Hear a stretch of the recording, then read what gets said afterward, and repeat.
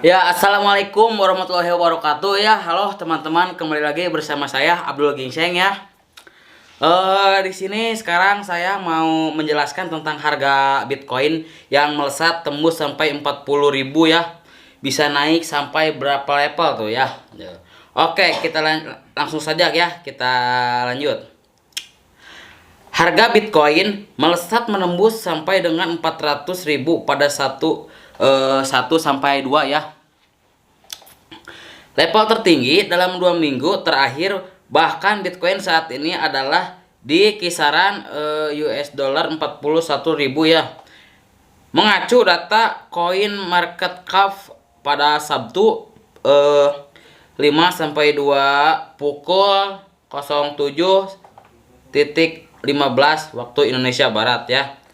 Harga Bitcoin bertengger di usia 440.000 ya, atau melonjak sampai 11.088% dalam 24 jam terakhir ya. Harga mata uang kripto terbesar di dunia dari sisi kapitalisasi pasar itu melampaui ambang psikologis untuk US dollar 400.000 ya, untuk pertama kalinya sejak 22 Januari lalu ya. Beberapa serangan pada sisi bawah dan berhasil lagi karena risiko telah dilincahkan karena Daniel Kukan, senior trader kripto Finchess AG, seperti dikutip di CoinDesk. Kukan mengatakan target berikutnya untuk tingkat harga Bitcoin pada sisi atas atau adalah US dollar 42.000 hingga US dollar 43.000. Harga Bitcoin sempat turun setelah Harga Bitcoin sempat turun setelah Departemen Tenaga Kerja AS melaporkan pertumbuhan pekerjaan yang kuat secara tak terduga pada Januari lalu ya.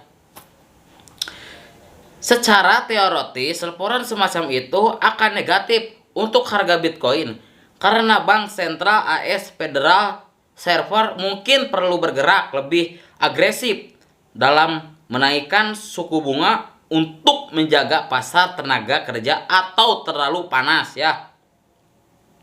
Lanjut, secara umum harga Bitcoin telah merespon negatif terhadap kebijakan moneter yang lebih ketat ya guys ya.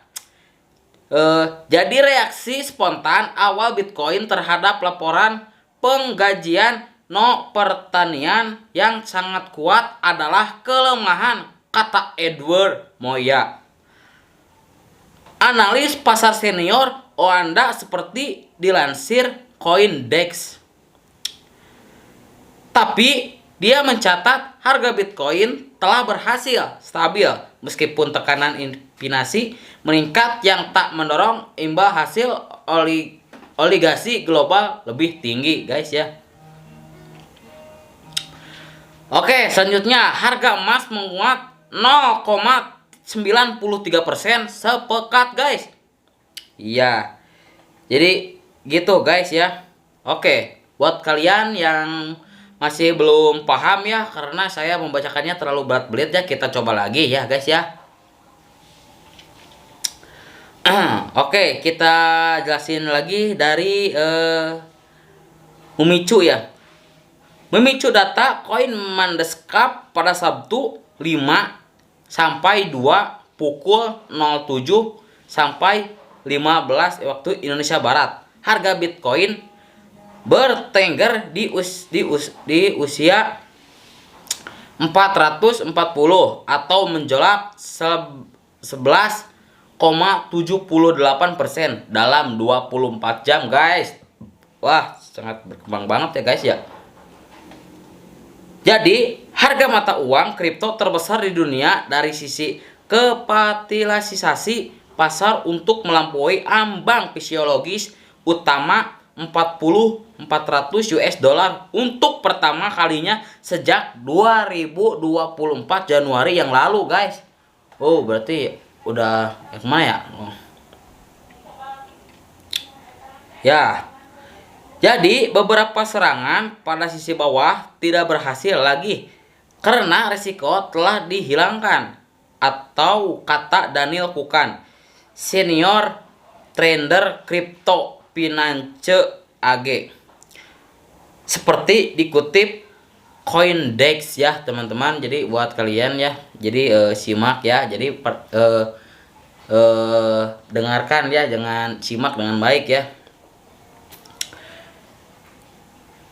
Harga Bitcoin sempat turun setelah Departemen Tenaga Kerja AS melaporkan pertumbuhan pekerjaan yang kuat secara tak terduga pada Januari lalu ya. Maaf, Januari lalu, guys.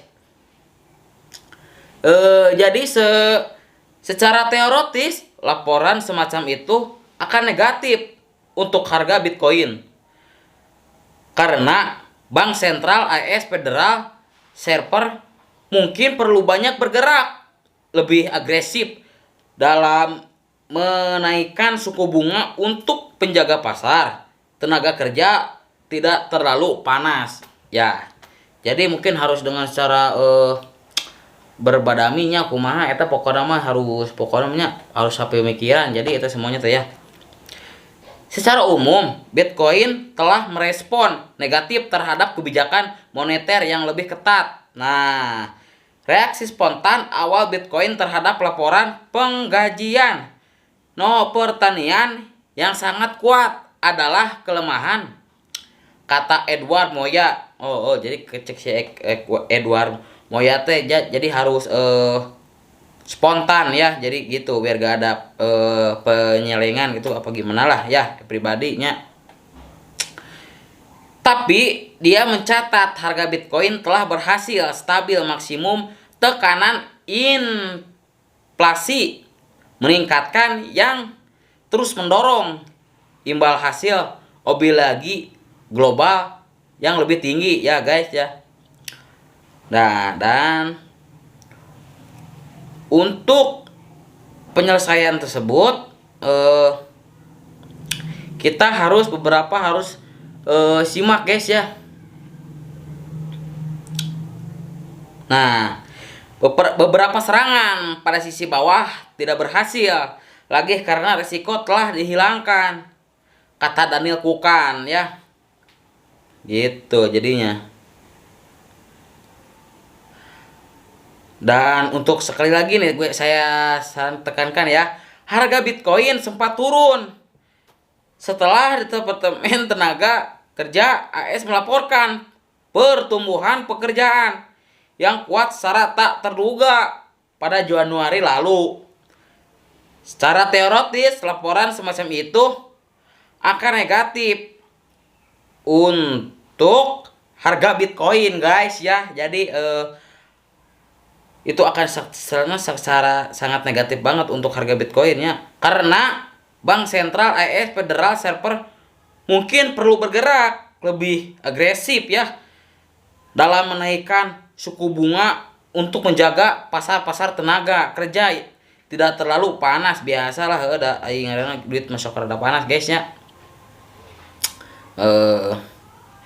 Reaksi spontan awal Bitcoin terhadap laporan penggajian pertanian yang sangat kuat nih adalah kelemahannya cenah ya. Jadi harus biasalah. Tapi dia mencatat harga Bitcoin telah berhasil stabil. Nah, jadi ini kesimpulannya gini. Tapi dia mencatat harga Bitcoin telah berhasil stabil meskipun tekanan inisiatif meningkatkan yang terus mendorong imbalan hasil obligasi global yang lebih tinggi. Selanjutnya ya, nih saya mau kasih ini dulu ya nih penjelasan yang lebih akurat ya. Nih dari harga mata uang.